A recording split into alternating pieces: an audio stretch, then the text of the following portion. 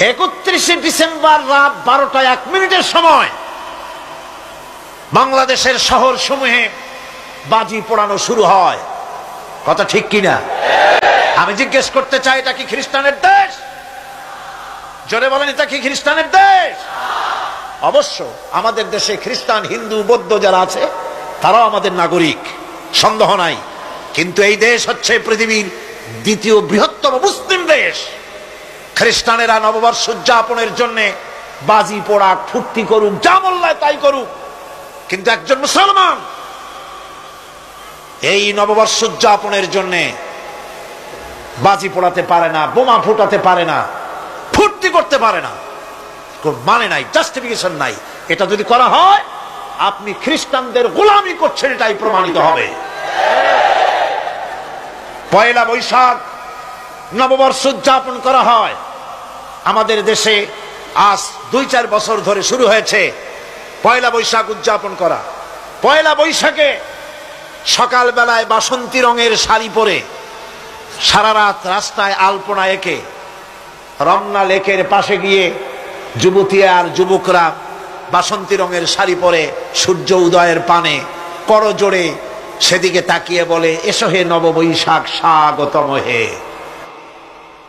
বৈশাখও বলে, বাবাজিরা আমারে ডাকতেছো? ওয়েট এন্ড সি, অপেক্ষা করো, আসতেছি। যে বৈশাখকে ডাকা হলো, স্বাভাবিক বৈশাখ কাল বৈশাখী রুদ্র রূপ ধারণ করে 180 মাইল স্পিডে এসে বাড়ি ঘর কল কারখানা ভাঙ্গা জনমের মতো স্বাগতম হে।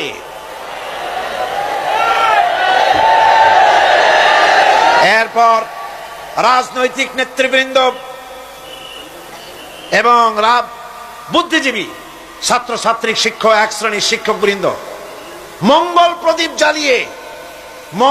প্রদীপ জ্বালিয়ে দিনের সূচনা করেন।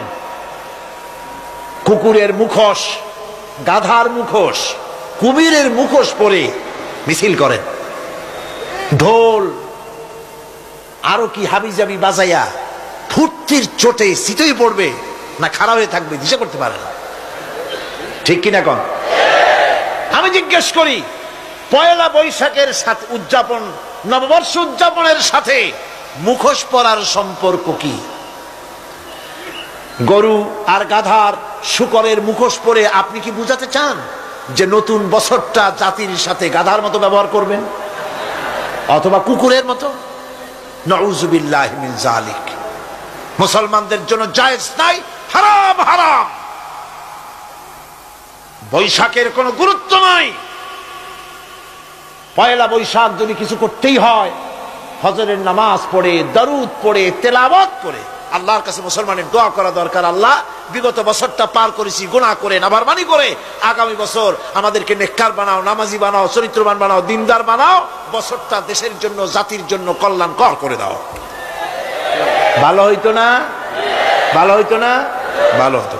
কিন্তু কপাল খারাপ, সংস্কৃতির নামে আসছে বেহায়াপনা। আমি জিজ্ঞেস করতে চাই, এটা কি খ্রিস্টানের দেশ? জোরে বলেন, এটা কি খ্রিস্টানের দেশ? অবশ্য আমাদের দেশে খ্রিস্টান, হিন্দু, বৌদ্ধ যারা আছে তারাও আমাদের নাগরিক, সন্দেহ নাই। কিন্তু এই দেশ হচ্ছে পৃথিবীর দ্বিতীয় বৃহত্তম মুসলিম দেশ। খ্রিস্টানেরা নববর্ষ উদযাপনের জন্য বাজি পোড়াক, ফুর্তি করুক, যা মোল্লায় তাই করুক, কিন্তু একজন মুসলমান এই নববর্ষ উদযাপনের জন্য বাজি পোড়াতে পারে না, বোমা ফুটাতে পারে না, ফুর্তি করতে পারে না। মানে নাই, জাস্টিফিকেশন নাই। এটা যদি করা হয় আপনি খ্রিস্টানদের গোলামি করছেন, এটাই প্রমাণিত হবে। পয়লা বৈশাখ নববর্ষ উদযাপন করা হয় আমাদের দেশে। আজ 2-4 বছর ধরে শুরু হয়েছে পয়লা বৈশাখ উদযাপন করা।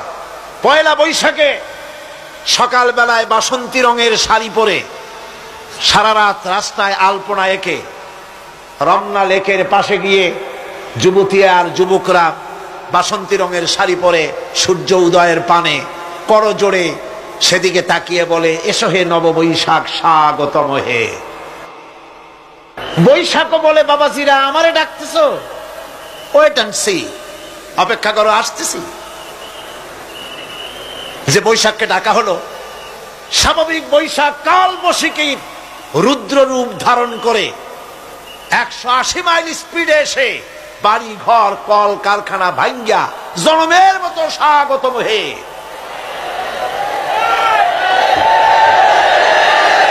এরপর রাজনৈতিক নেতৃবৃন্দ এবং বুদ্ধিজীবী, ছাত্রছাত্রী, শিক্ষক, এক শ্রেণীর শিক্ষক বৃন্দ মঙ্গল প্রদীপ জ্বালিয়ে দিনের সূচনা করেন। কুকুরের মুখোশ, গাধার মুখোশ, কুমিরের মুখোশ পরে মিছিল করেন। ঢোল আরো কি হাবিজাবি বাজাইয়া ফুর্তির চোটে শীতই পড়বে না খাড়া হয়ে থাকবে দিশা করতে পারে না। ঠিক কিনা কন? আমি জিজ্ঞেস করি, পয়লা বৈশাখের সাথে উদযাপন, নববর্ষ উদযাপনের সাথে মুখোশ পরার সম্পর্ক কি?